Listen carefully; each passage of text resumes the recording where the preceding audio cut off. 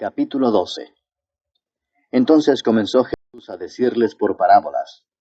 Un hombre plantó una viña, la cercó de vallado, cavó un lagar, edificó una torre y la arrendó a unos labradores y se fue lejos.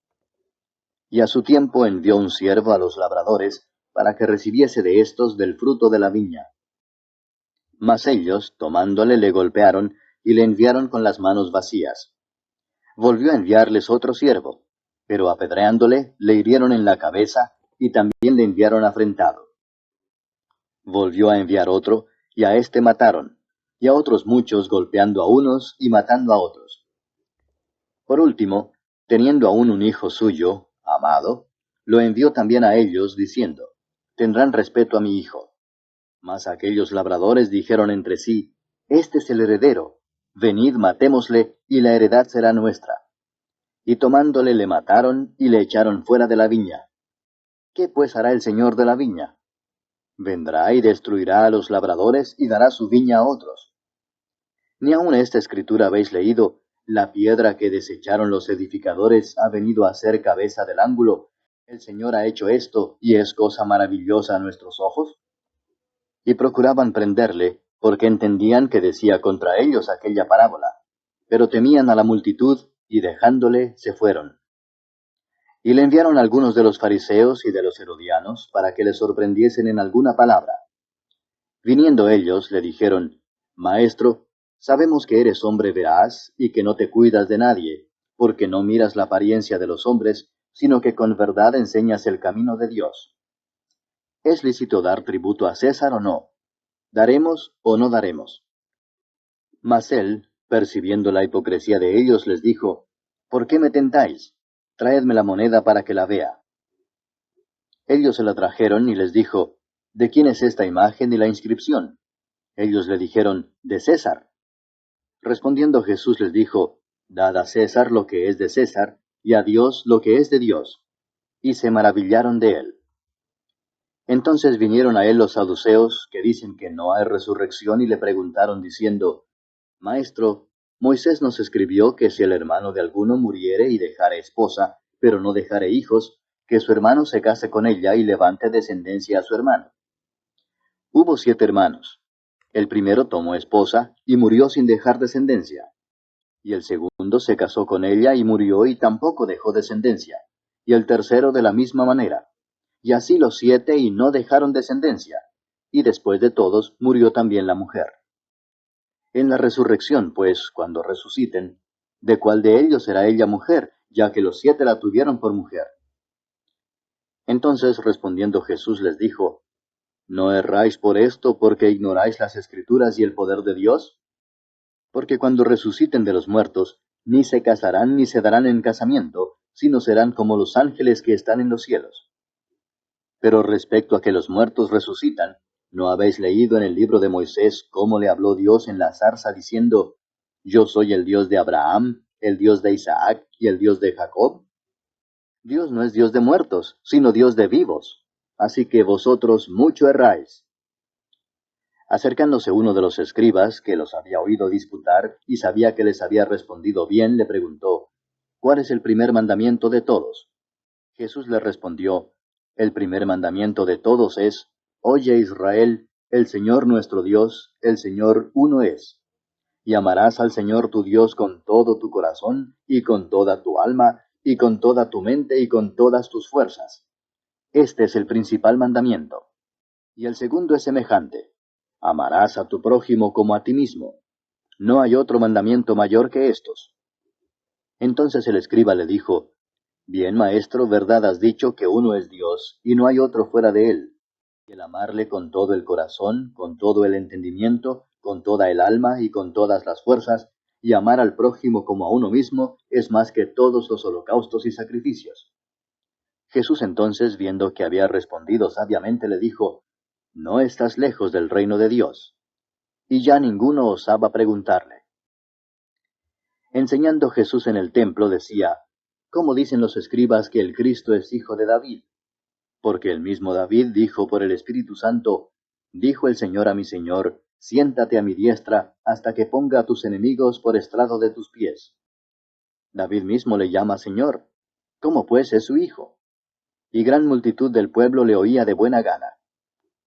Y les decía en su doctrina, guardaos de los escribas que gustan de andar con largas ropas y aman las salutaciones en las plazas, y las primeras sillas en las sinagogas, y los primeros asientos en las cenas, que devoran las casas de las viudas, y por pretexto hacen largas oraciones.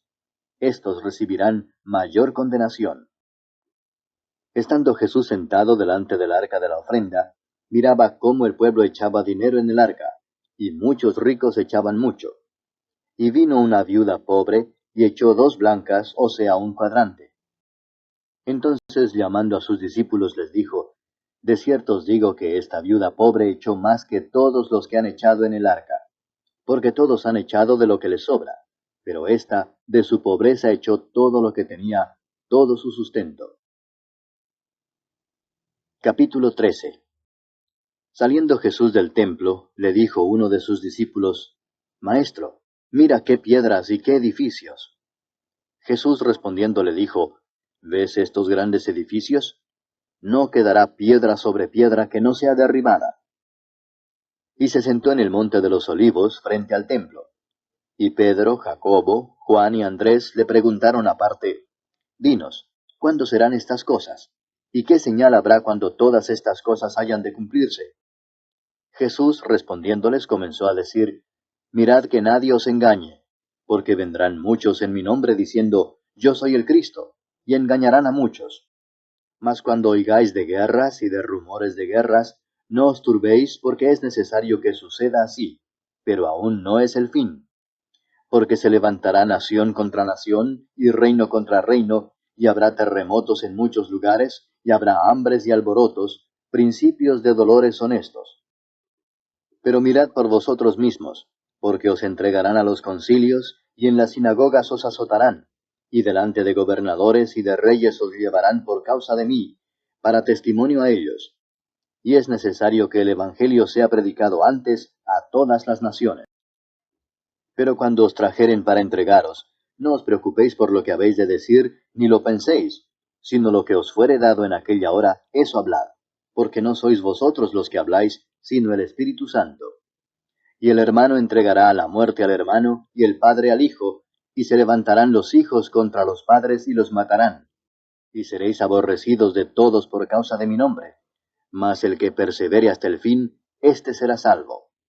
Pero cuando veáis la abominación desoladora de que habló el profeta Daniel, puesta donde no debe estar, el que lee, entienda, entonces los que estén en Judea huyan a los montes. El que esté en la azotea no descienda a la casa ni entre para tomar algo de su casa. Y el que esté en el campo no vuelva atrás a tomar su capa. Mas ay de las que estén encintas y de las que críen en aquellos días. Orad pues que vuestra huida no sea en invierno, porque aquellos días serán de tribulación cual nunca ha habido desde el principio de la creación que Dios creó hasta este tiempo, ni la habrá.